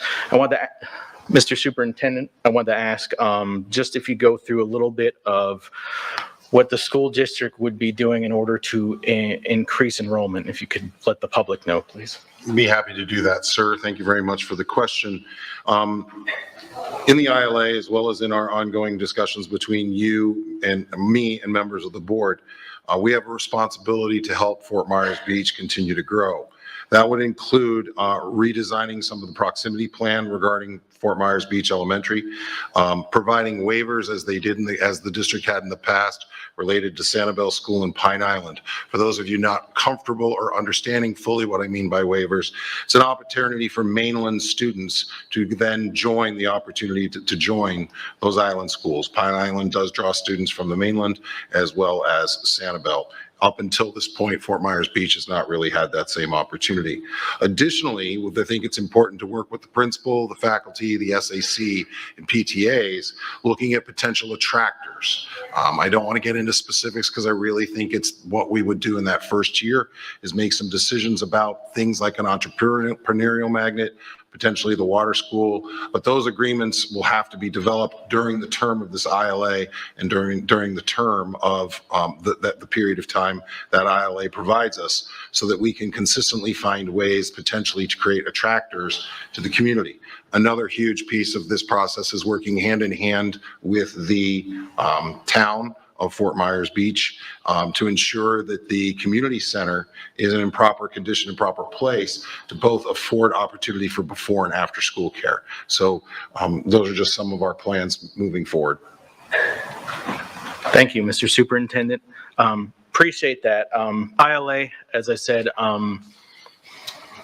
it's gone a little bit further in time than I would like, but I understand it's also a sign of good faith to community, and I do believe in the Fort Myers Beach community. So I just want to make sure, and my message to the board and to the public is make sure we keep an eye on this, and pretty much if we move to approve this now, that from days on after this, that we really make sure we're on the ball. And I'm asking the same thing of the community as well. I know they will, they have expressed that. I just want to make sure some of the issues they do bring up, again, as I said, you've been for the unimaginable. I can't imagine with that. You're a strong and resilient community, and I appreciate that. I just want to make sure some of the issues you have mentioned are issues that are prevalent throughout our entire county right now. So I just want to make sure we're keeping, when we're looking at Fort Myers Beach, we're also looking at resources for the rest of the county, including things like busing, because that's a significant issue around right now, which again, I know we have obviously the proximity plan coming forward. So those are my thoughts on it. I just wanted to let the board know, and I just felt it was appropriate for at least a brief discussion. So thank you. Any other discussion? Ms. Jordan? Thank you for bringing that up, Mr. Fisher. I believe we definitely need to have our eyes on this as well. And as far as the waivers are concerned, through the chair to Dr. Bernier, that would be waivers and own transportation, correct? We would not be providing transportation for the waivers, or would we? Currently, under our current proximity plan, that for elementary schools, we would not provide transportation. Transportation would be a requirement of the parent who would like to enter the Fort Myers Beach Elementary School who lived outside of its proximity zone. Thank you. I just want to make sure that was clear as well. And then the community center, if the community center is not ready at the same time,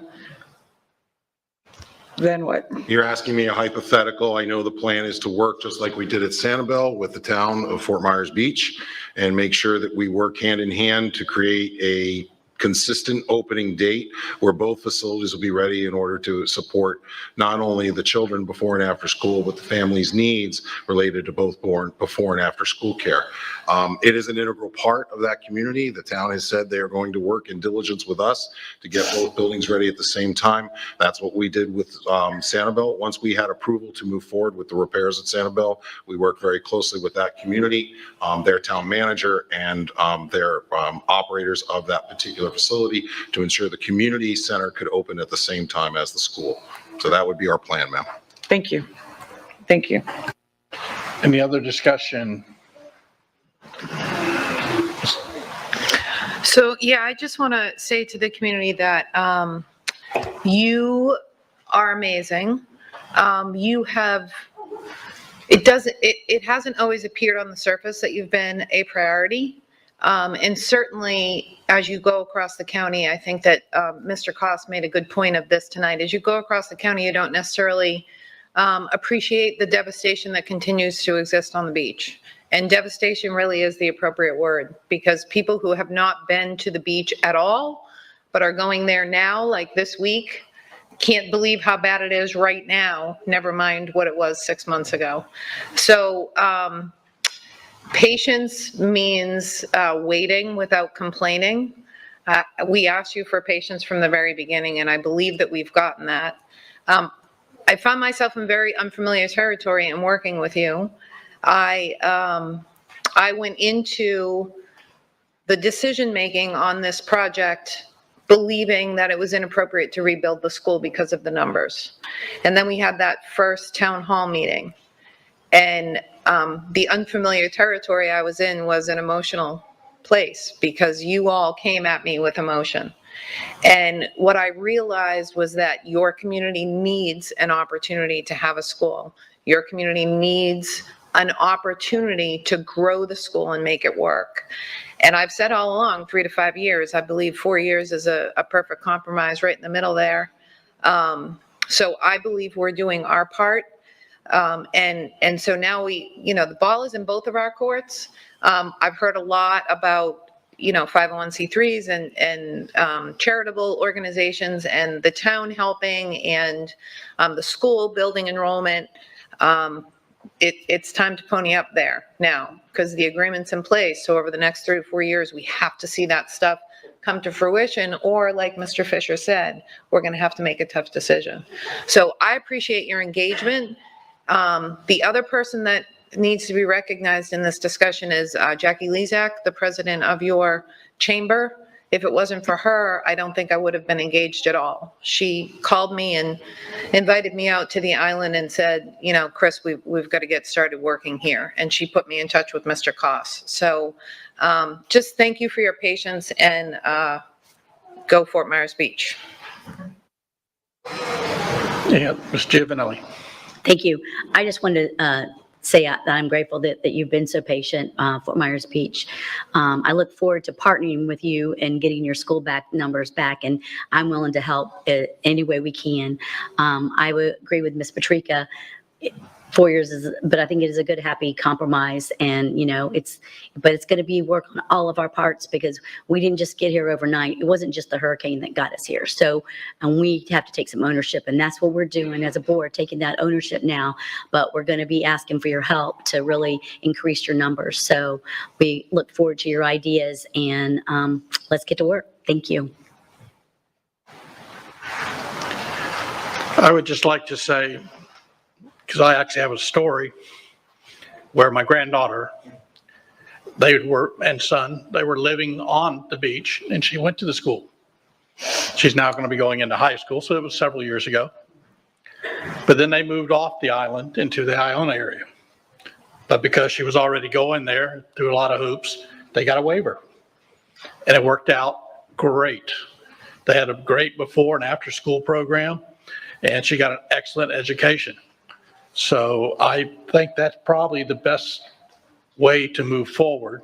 And I really think that if we all do what we can for them and the community does that. So I encourage any employees that have children to consider that, and any employers to consider paying for their employees to have the before and after school care. There's, see no other discussion, we'll have a roll call vote. This will be a roll call, so if you'll say yay or nay. Mr. Fisher? Aye. Yay. Yes, please. Ms. Jordan? Aye. Ms. Langford Fleming? Aye. Ms. Morgan? Yay. And I am a yay. Motion carries 7-0.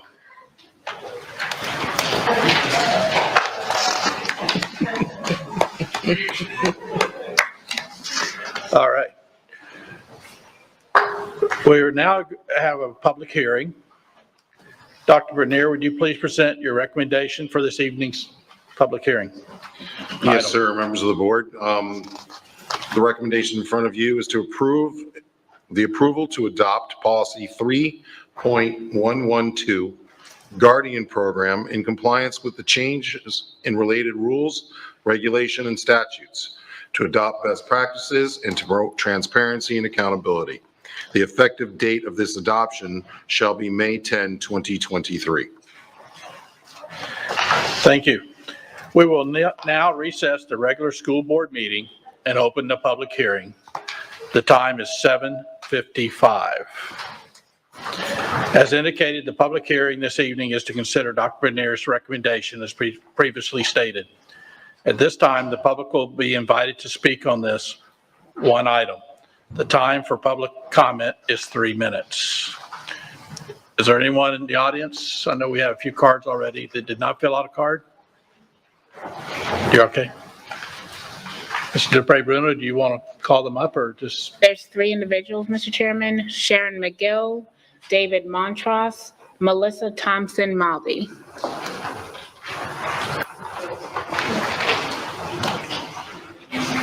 And if you want to speak, go ahead and just line up as well.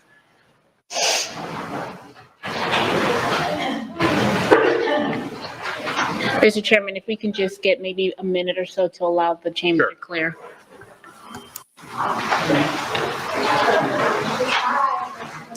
We're going to wait for some people to exit, so you're not interrupted there.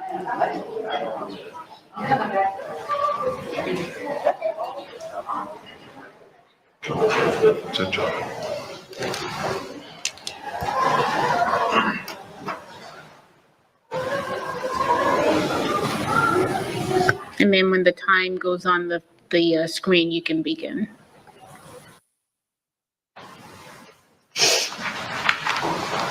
You can start. Good evening. My name is Melissa Thompson Mobby, and before moving to Sanibel, my family lived in the district next to Sandy Hook, Connecticut. Dr. Bernier, you might remember donning a superhero cape in my daughter's first grade classroom at the celebration of Sanibel School's reopening. I fastened that cape on you myself personally. I'm here to impress 3 points upon you regarding the guardianship program. And tell me if you can't hear me. The first is commingling. The second is evidence, and the third is liability. Commingling. At the March 7th board meeting, there were mentions of increase in countywide swatting threats. Ms. Patrica, you were understandably emotional as you recounted your personal experience. But segregation is important. Swatting and active school shootings are not the same type of threat and do not have the same solution to the unique issues they present. Instituting armed guardians will not address swatting issues. Second is evidence. This is the most straightforward of all. There is no evidence that arming guardians will improve safety for our students. Our students should not be guinea pigs. We're not discussing an experimental reading buddy program. Our students should not be the test population for this unsupported hypothesis that involves putting deadly firearms in the hands of laymen on our children's campuses. If this board votes that there is liability, there's no liability insurance available for a guardianship program. If this board votes the guardianship program through, you will be assuming vicarious liability for adverse legal mishaps and accidents as highlighted by Dr. Wilbur on March 7th when she used her expertise to explain an example of what statistically would happen. It would be incumbent upon this board and county to pay settlements to victims or their families when inevitably human error or mental illness within the permission gun-toting staff leads to an accidental, a mishap, the death of a child. Earlier, a woman referenced the fiscal irresponsibility of losing $2 million for an extra year of the Fort Myers Beach program. And liability for a child's accidental death would make $2 million loss a tear in a salted sea of fiscal burden. These legal actions would also bear each of your names as defendants, forever written into law and history as preventable tragedies. Dr. Bernier, we made you an honorary superhero to the Sanibel School when it reopened, an honor that was bestowed but ultimately must be earned. I ask you and the other distinguished Ms. Morgan, did you? I did vote. Okay. There it is. Thank you.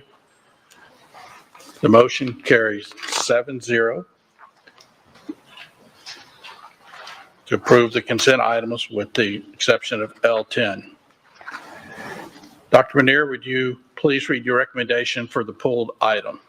Mr. Chair, members of the board, public, L10 is for the approval for the superintendent to provide total project cost information for the restoration of Fort Myers Beach Elementary School and the interlocal agreement with the town of Fort Myers Beach.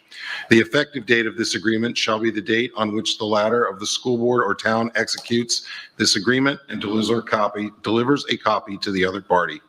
Parties agree that this ILA, including all of its terms, covenants, conditions, and restrictions, shall continue in force and effect for a term of 4 years. The parties may extend the terms of the agreement by mutual written agreement. Approval authorizes the superintendent to execute all related documents. Is there a motion to adopt Dr. Bernier's recommendation? Ms. Patrica? I move that we adopt Dr. Bernier's recommendation with regard to the restoration and the ILA for Fort Myers Beach Elementary. Is there a second? I'll second. Ms. Jordan? Okay, is there any discussion? Mr. Fisher? Thank you, Chair. I appreciate it. So I just wanted to pull this item for discussion merely as I felt it's one, I know we've talked about a lot, but one of big importance. I didn't feel that it should be something just a consent item. I support a school in Fort Myers Beach, and I support reopening that all speed in fall. I do have some concerns about it, and I've talked through with the superintendent on this. I want to make sure, again, that we're making the best decision for the district. We as a district dropped the ball on Fort Myers Beach before the hurricane, and I want to make sure we keep an eye on it. I want to make sure that we're able to get enrollment up to a good spot. I have my concerns, but I'm putting the faith in the people of Fort Myers Beach of having the enrollment go up. I truly do hope that